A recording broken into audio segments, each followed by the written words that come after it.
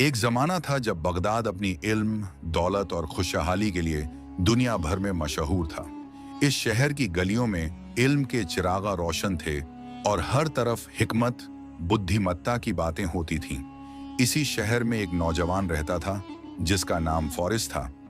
फॉरिस नेक दिल था, लेकिन अक्सर जल्दबाजी और सब्र की कमी के कारण छोटे मोटे फैसलों में गलतियां कर बैठता था। उसका दिल अल्लाह पर ईमान रखता था, लेकिन उसे यकीन था कि दुनियावी कामयाबी के लिए सिर्फ मेहनत ही काफी है, तकदीर या सब्र का उतना हाथ नहीं। फॉरिस एक कामयाब सौदागर बनना चाहता था। उसके पास थोड़ी सी पूंजी थी और एक बड़ा सपना। उसने बाजार में एक छोटी सी दुकान खोली और दिन रात मेहनत करने लगा।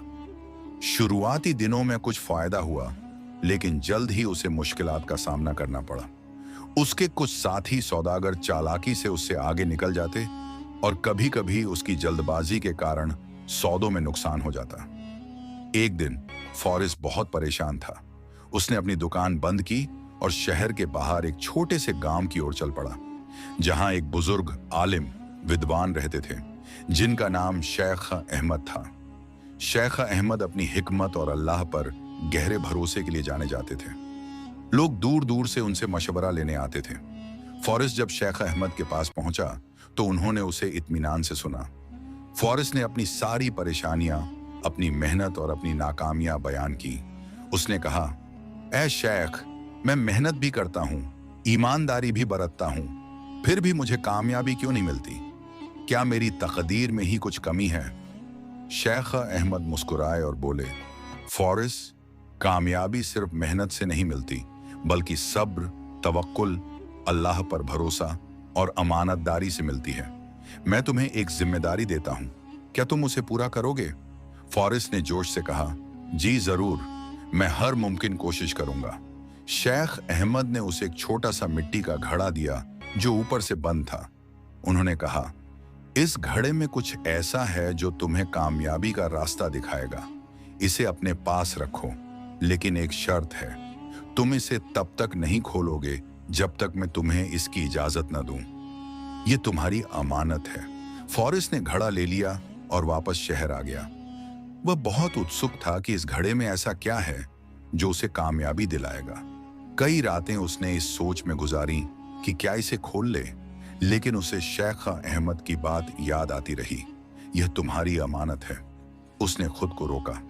दिन गुजरते गए। फॉरिस ने अपनी दुकान पर दोबारा ध्यान देना शुरू किया। वह अब छोटे छोटे फैसले लेने से पहले ज्यादा सोचने लगा। उसे याद आया कि शेख अहमद ने सब्र की बात कही थी, तो उसने सौदों में जल्दबाजी करना कम कर दिया। अगर कोई सौदा फायदेमंद नहीं लगता था तो वह सब्र से बेहतर मौके का इंतजार करता। एक दिन एक बड़ा सौदागर उसके पास आया और उसे एक बड़ा ऑर्डर दिया। यह सौदा फॉरिस की उम्मीद से कहीं ज्यादा फायदेमंद था। उसने बहुत ईमानदारी और लगन से काम किया और सौदागर का भरोसा जीता। यह पहली बार था जब उसे इतनी बड़ी कामयाबी मिली थी।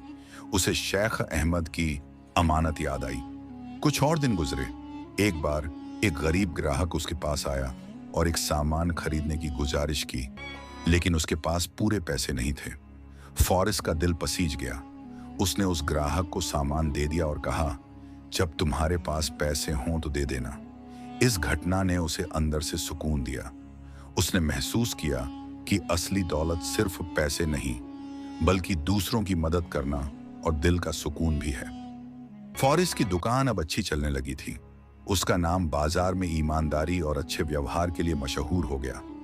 उसने महसूस किया कि जब से उसने सब्र और अल्लाह पर तवक्कुल करना शुरू किया है, उसकी मुश्किलें कम हो गई हैं। वह अब भी उस मिट्टी के घड़े को अपने पास रखता था, लेकिन अब उसे खोलने की उतनी बेचैनी नहीं थी जितनी पहले थी। उसे यकीन हो गया था कि शेख अहमद ने उसे जो हिकमत सिखाई है वह घड़े से ज्यादा कीमती है। एक साल बाद फॉरिस ने शेख अहमद से मिलने का फैसला किया। जब वह उनके पास पहुंचा तो शेख अहमद ने उसे देखा और मुस्कुराते हुए कहा, तो फॉरिस, अब तुम्हें उस घड़े को खोलने की इजाजत है। फॉरिस ने घड़ा निकाला। उसके हाथ कांप रहे थे। उसने आहिस्ता से घड़े को खोला। अंदर झांका तो वह हैरान रह गया। घड़ा खाली था। उसमें कुछ नहीं था सिवाय थोड़ी सी धूल के। फॉरेस्ट ने हैरत से शेख अहमद की तरफ देखा। शेख, इसमें तो कुछ भी नहीं है। शेख अहमद ने प्यार से फॉरेस्ट के कंधे पर हाथ रखा और कहा, बेशक इसमें कुछ नहीं था, लेकिन यही तो तुम्हारी असली अमानत थी। मैंने तुम्हें एक खाली घड़ा देकर यह सिखाया कि अमानत सिर्फ चीजों की नहीं होती, बल्कि वादों की, सब्र की और अल्लाह पर तवक्कुल की होती है। तुमने 1 साल तक इस खाली घड़े को अमानत समझा और उसे नहीं खोला। यह तुम्हारे सब्र, तुम्हारे भरोसे और तुम्हारी ईमानदारी का इम्तिहान था। जब तुमने सब्र करना सीखा तो तुम्हारी जल्दबाजी खत्म हुई। जब तुमने अल्लाह पर तवक्कुल किया तो तुम्हारे दिल से बेचैनी दूर हुई। जब तुमने ईमानदारी और अमानतदारी बरती तो लोगों का तुम पर भरोसा बढ़ा और तुम्हारी तरक्की हुई। यह घड़ा सिर्फ एक जरिया था ताकि तुम यह जान सको कि असली कीमती चीजें हमारे अंदर होती हैं और उन्हें पाने के लिए हमें अमानतदारी, सब्र और अल्लाह पर ईमान रखना पड़ता है। फॉरेस्ट की आंखों में आंसू आ गए। उसे अपनी गलतियां समझ आ गईं। उसने अल्लाह का शुक्र अदा किया और शेख अहमद का दिल से शुक्रिया किया।